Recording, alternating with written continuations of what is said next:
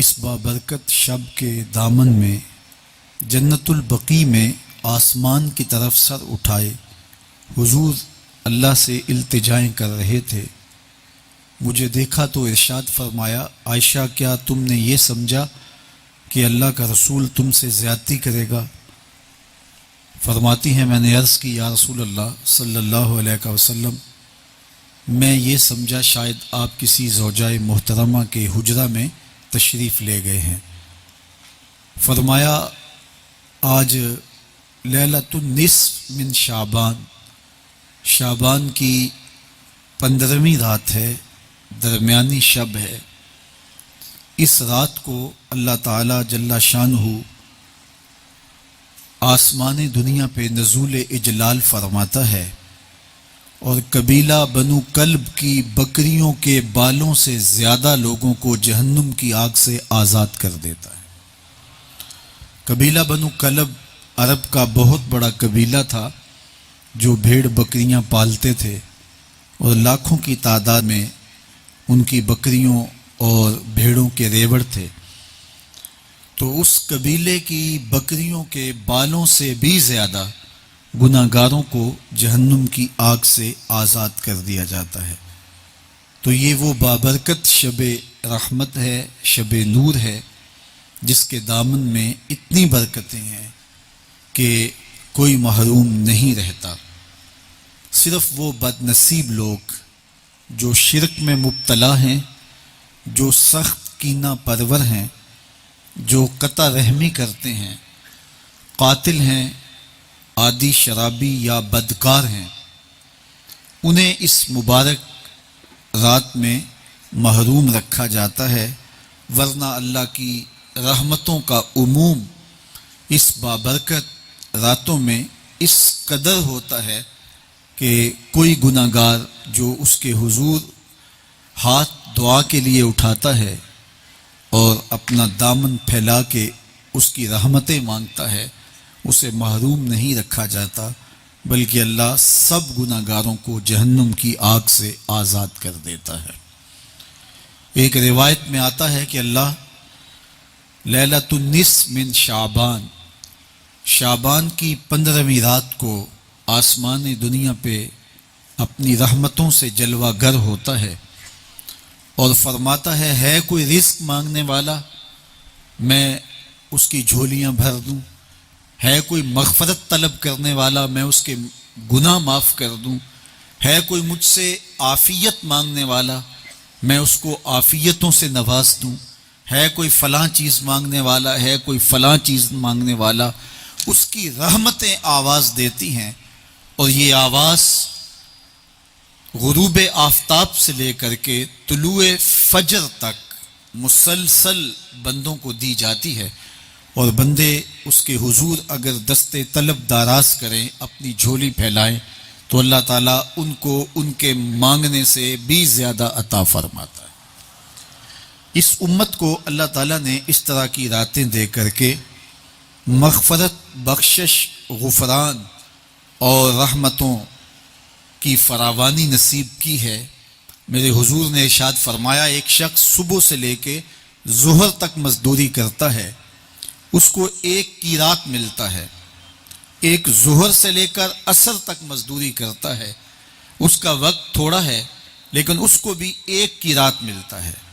اور تیسرا شخص عصر سے لے کر مغرب تک مزدوری، تو یہ تھوڑے وقت کی عبادتیں اور چند راتوں کی بیداری اور مخصوص اوقات میں اللہ کے حضور عبادت و ریاضت ایک گناہ گار کو کہاں سے کہاں تک پہنچا دیتی ہے، اس کے گناہوں کی معافی کا ذریعہ بھی بنتی ہے اور درجات کی بلندی کا سبب بھی۔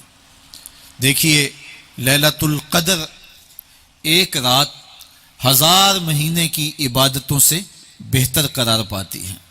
اسی طرح دیگر مواقع ہیں کہ اللہ تعالیٰ اس امت کے لیے رکھے ہیں، رحمت رب بہانہ می طلب، اور یوں بھی پڑھا گیا رحمت رب بہانہ می طلب، اس کی رحمتیں قیمت نہیں مانگتی اور اس کی رحمتیں بہانہ تلاش کرتی ہیں، تو وہ اپنے بندوں کو بخشنے پہ آمادہ ہے اگر وہ اپنا دامن طلب پھیلائیں۔ قرآن مجید میں ایک مقام دیکھیے کتنا دل آویز ہے، فرمایا ما یفعل اللہ بعذابکم، اللہ تمہیں عذاب دے کے کیا کرے گا؟ اس کی یہ چاہت نہیں ہے کہ تمہیں عذاب میں مبتلا کرے، اس کی چاہت یہ ہے کہ تم اس کی چوکھٹ پہ آؤ، جھولی پھیلاؤ، اس سے خیرات اور رحمت مانگو، اور وہ تمہارے ماضی کے سارے گناہ معاف کر کے، ساری غلطیاں معاف کر کے تمہیں اپنی رحمتوں سے مالا مال فرما دے۔ تو وہ بندوں کو بخشنے پہ، بندوں کی مغفرت کرنے پہ آمادہ ہے، اور اس کی رحمتیں بہانے تلاش کرتی ہیں۔ اللہ اکبر۔ اور دوسری جانب اس کے بندے، اس کے مملوک، اس کی مخلوق، اور مخلوق کی گناہگار اور نیکوکار اس کی رحمتوں کے طالب ہوتے ہیں، بلکہ وہ گناہ کرنے کے بعد جب معافی مانگتے ہیں تو اللہ کو یہ معافی بہت پسند ہے۔ معافی مانگنا، اس کے حضور اپنے دامن کو پھیلانا، وہ اس کو بہت زیادہ محبوب ہے۔ انسان کی فطرت کے اندر گناہ رکھا گیا ہے۔ آگ، ہوا، مٹی، پانی، یہ ان چار چیزوں کا مرکب ہے۔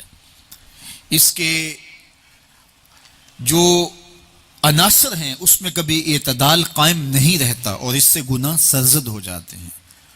گناہ کرنے کے بعد بندے کا اس گناہ پہ اصرار کرنا، اڑ جانا، ضد کرنا، توبہ نہ کرنا، اللہ کو یہ پسند نہیں۔ لیکن اگر اس سے گناہ سرزد ہو جائے تو پھر وہ توبہ کر لے تو اللہ کو یہ بہت زیادہ پسند ہے۔ جو اس سے ہو سکے نیکی وہ اللہ کے حضور پیش کرے، لیکن اس کے اندر جو شر رکھی گئی ہے، اس کے اندر جو قوتیں گناہ کی رکھی گئی ہیں، اس سے اگر اس سے گناہ سرزد ہو جائے تو پھر وہ اللہ سے توبہ کرے، اللہ کی طرف رجوع کرے، تو اللہ اس کی توبہ کو نہ صرف قبول کرتا ہے بلکہ اس کے گناہوں کو معاف کرتا ہے، اور گناہوں کو بدل کے نیکیوں میں تبدیل کر دیتا ہے۔ جب گناہ نیکیوں میں تبدیل ہو گئے تو جتنا بڑا گناہ گار تھا اتنا بڑا نیکوکار ہو گیا۔ حضرت سیدنا عمر رضی اللہ تعالیٰ عنہ بازار میں جا رہے تھے تو ایک شرابی نے ہاتھ میں بوتل پکڑی تھی شراب کی، تو حضرت عمر ہاتھ میں درہ رکھتے تھے اور آپ کا جاہ و جلال دیدنیت ہوتا، تو جو ہی حضرت عمر رضی اللہ تعالیٰ عنہ کو اس نے دیکھا تو ڈر گیا، اور دل ہی دل میں کہا اے اللہ آج عمر کے قہر سے بچا لے، میں تیری بارگاہ میں سچی توبہ کرتا ہوں، اور جلدی سے شراب کو بغل میں چھپا لیا۔ اتنے میں حضرت عمر سر پہ پہنچ گئے اور گرج کر کڑک کے کہا کہ یہ تیری بغل میں کیا ہے؟ چونکہ اس کو بوتل چھپاتے دیکھا تھا تو وہ ڈر گیا، اور ڈرتے ڈرتے کہنے لگا حضرت یہ سرکہ ہے۔ اب تھی تو شراب، لیکن ڈرتے ہوئے بولا حضرت سرکہ ہے۔ تو حضرت عمر نے کہا نکال۔ جب نکالا تو شراب نہیں تھی، واقعی سرکہ بن چکا تھا۔ تو جب اللہ کے حضور کوئی توبہ کرتا ہے، اللہ اس کے گناہوں کو بدل کے نیکیوں میں تبدیل کر دیتا ہے۔ حدیث پاک میں آتا ہے کہ قیامت کے دن اللہ ایک شخص کو کہے گا کہ اپنا نامہ اعمال پڑھ، تو وہ نامہ اعمال پڑھنے لگ جائے گا۔ تو نامہ اعمال کے اندر چھوٹے گناہ بھی ہوں گے، بڑے گناہ بھی ہوں گے، تو اللہ سے حیا کرتے ہوئے، شرم کرتے ہوئے وہ بڑے بڑے گناہوں کو چھوڑتا جائے گا اور چھوٹے چھوٹے گناہوں کو پڑھتا رہے گا۔ جب وہ سارے گناہ پڑھ چکے گا اور کتاب ختم ہوگی تو اللہ تعالیٰ اسے فرمائے گا میرے بندے تو نے یہ جتنے گناہ پڑھے ہیں میں نے سب کو بدل کے نیکیوں میں تبدیل کر دیا۔ تو بندہ کہے گا اللہ ابھی تو میرے بڑے بڑے گناہ رہتے ہیں جو میں نے پڑھے ہی نہیں۔ فَضَحِكَ النَّبِيُّ حَتَّى بَدَتْ أَنْيَابُهُ، حضور جب یہ بیان فرما رہے تھے تو حضور اتنا مسکرائے کہ صحابہ نے حضور کی داڑھیں دیکھ لی۔ تو پہلے وہ بڑے بڑے گناہ چھوڑے جا رہا تھا، لیکن جب اللہ فرمائے گا کہ میں تیرے گناہوں کو بدل کے نیکیوں میں تبدیل کر دیا، تو وہ کہے گا ابھی تو بڑے بڑے گناہ رہتے ہیں جو میں نے ابھی پڑھے ہی نہیں۔ تو جب کوئی بندہ اس کے حضور توبہ کرتا ہے، اللہ یہ نہیں دیکھتا اس نے گناہ کتنے کیے ہیں، یہ دیکھتا ہے بندہ آیا میری چوکھٹ پہ ہے تو اللہ اس کے پچھلے سارے گناہ معاف فرما دیتا ہے۔ اللہ اکبر۔ میرے اور آپ کے آقا و مولا نے اللہ کے حضور توبہ کرنے اور اس پر اللہ کی خوشی اور اللہ کی خوشنودی کا ذکر کرتے ہوئے ایک مثال بیان فرمائی کہ ایک شخص صحرا میں سفر کر رہا تھا تو وہ ایک درخت کے نیچے دوپہر کاٹنے کے لیے سستانے کے لیے رک گیا اور درخت کے ساتھ اپنے اونٹ کو باندھ دیا اور خود لیٹ گیا تاکہ دوپہر کاٹ لوں. تھوڑی دیر کے بعد جب اس کی آنکھ کھلی تو اس نے کیا دیکھا کہ اونٹ ماں ساز و سامان کے ساتھ غائب ہے. اب صحرا میں اونٹ کا گم ہو جانا گویا زندگی چلے جانے کے مترادف ہے. تو اس نے دائیں بائیں بھاگ دوڑ کے دیکھا کہ کہیں اونٹ کا نشان مل جائے، لیکن اونٹ کا نشان نہیں ملا. تا حد نظر کوئی انسانی آبادی نہیں. وہ بھاگا اور تھک ہار کے دوبارہ اسی درخت کے نیچے بیٹھ گیا اور پیاس سے ہلکان ہوا جا رہا تھا اور درخت کے ساتھ ٹیک لگا کے لیٹ گیا اور موت کا انتظار کرنے لگا. جن لوگوں نے صحرا کا سفر کیا ہے ان کو اس بات کا اندازہ ہوگا کہ کئی 100 میل تک انسانی آبادی ہی نہیں. اب نہ کچھ کھانے کے لیے بچا نہ کچھ پینے کے لیے بچا. اونٹ بھی غائب ہو گیا، توشا بھی ساتھ ہی چلا گیا. تو اب ظاہر ہے سیدھی موت ہی نظر آ رہی ہے. تو وہ اس درخت کے ساتھ ٹیک لگا کے بیٹھ جاتا ہے اور موت کا منتظر ہوتا ہے. تھوڑی دیر کے بعد پھر اس کی دوبارہ آنکھ لگ جاتی ہے.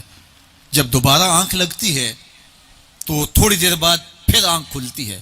جب دوبارہ آنکھ کھلتی ہے تو دیکھتا ہے کہ اونٹ جو گما تھا ماں ساز و سامان کے اس کے پاس کھڑا ہے. تو صحرا میں اس حالت میں اونٹ کا مل جانا زندگی مل جانے کے مترادف ہے. تو وہ اتنا خوش ہوا تیرا بندہ، لیکن مسرتوں کا ہجوم ہی اتنا تھا، خوشیوں کا ہجوم ہی اتنا تھا کہ زبان پہ قابو نہ رہا. کسی کے آنے سے ایسے ہوش اڑے ساقی کے، شراب سیخ پہ ڈالی اور بوتل میں کباب.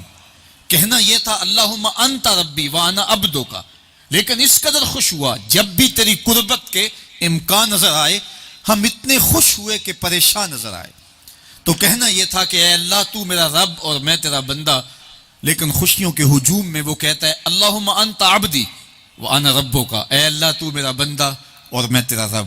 حضور یہ بات بیان کرنے کے بعد صحابہ سے پوچھتے ہیں کہ ذرا بتاؤ اس بندے کو کتنی خوشی ہوئی کہ خوشی میں زبان بھی قابو نہ رہی اور اپنے آپ پہ کنٹرول نہ رہا، اور خوشیوں کے ہجوم میں اسے یہ بھی پتہ نہیں چل رہا کہ وہ کیا بول رہا ہے. تو صحابہ نے عرض کی حضور بہت زیادہ اسے خوشی ہوئی. تو میرے حضور نے یہ بات کرنے کے بعد ارشاد فرمایا جس طرح اس کو گما ہوا اونٹ ملا اور اس کی خوشی کی انتہا نہ رہی، تو فرمایا جب کوئی شخص توبہ کرتا ہے اور اللہ کی حضور پلٹ کے آتا ہے، گناہوں سے معافی مانگ کے اس کی دہلیز پہ آتا ہے، میرے حضور نے فرمایا اللہ اس سے بھی زیادہ خوش ہوتا ہے کہ میرا بندہ میری چوکھٹ پہ آ گیا. تو وہ یہ چاہتا نہیں کہ اپنے بندوں کو عذاب دوں، وہ خود آگ میں چھلانگے لگائے تو اس کی مرضی. اگر گناہ سرزد بھی ہو گیا ہے تو کوئی بات نہیں، معافی مانگ لی جائے.